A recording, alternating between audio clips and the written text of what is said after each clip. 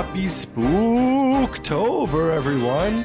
That's right, it's our favorite time of year to celebrate the things that scare us silly.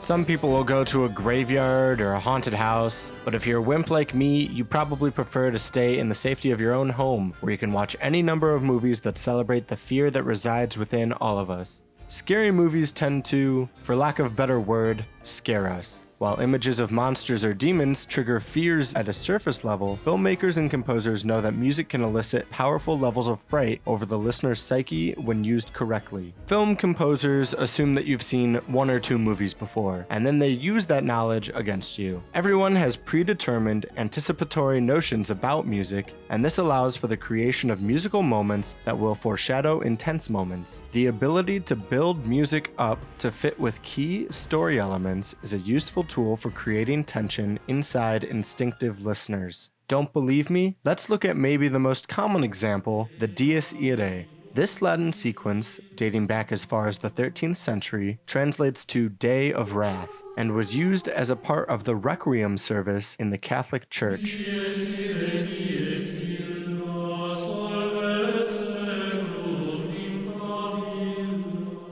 Sound familiar? Maybe not, but what about in the context of these movies?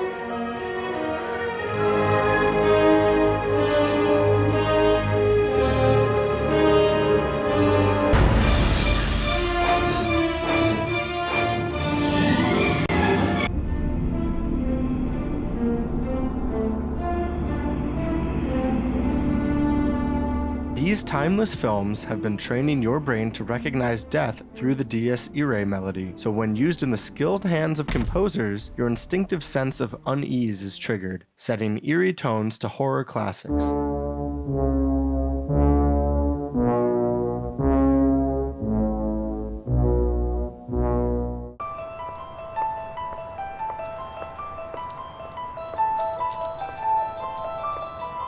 And while we can talk about the Dies Irae all night, we should move on to some specific composers who have been paving their path for what scary music in film should sound like. To start, let's look at John Williams, who has been ridiculed for ripping off the music of his predecessors. But the misconception that composers like Williams steal the work of others for their own profit is bullhonky. Williams takes preconceived notions already established in music composition and uses them to enhance his own rating for film. In fact, the terrifying two-note theme to Jaws derives from the fourth movement of Dvorak's Ninth Symphony, a work that was inspired by the spirituals of people of color in America.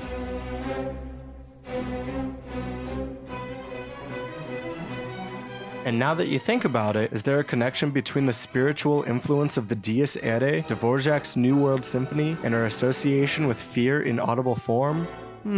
A discussion for another time, perhaps.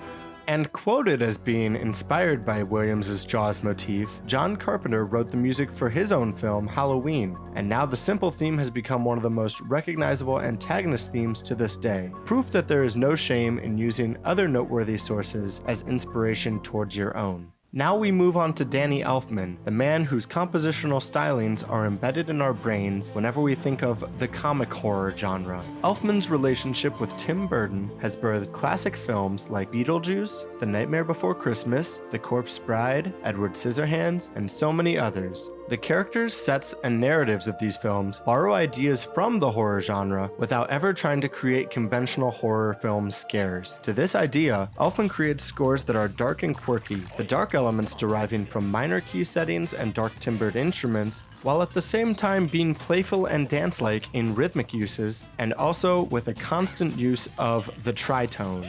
Like the Dies Irae, the tritone also has a very, very old place in musical history, specifically in the realm of the Catholic Church. The tritone is the interval equivalent of an augmented fourth and diminished fifth. The devilish dissonance our ears have historically associated with the tritone is used in Elfman's work as a foreshadowing tool. To use Beetlejuice as an example, an aerial shot of what we think is a normal peaceful town ultimately turns out to be a model. This deception is paired with the melodic framing of the tritone A to D sharp, hinting at the devilishness that is about to unfold underneath the tranquil surface. One might even even compare this sequence's foreshadowing to that of the Dies Irae that we previously exemplified in The Shining. The pairing of music and scene in this way can strongly imply mystery and unknown evils, thus being incredibly effective in creating fright in the viewer. The antagonist lurks in the music, lying in wait to be unleashed. Finally, of course, I'd like to discuss Bernard Herrmann's music for Psycho, because this would be an absolutely invalid video essay otherwise. This score exemplifies all the aforementioned horror music devices to perfection, setting the bar for Williams, Elfman, and anyone else who would later find themselves writing for the genre.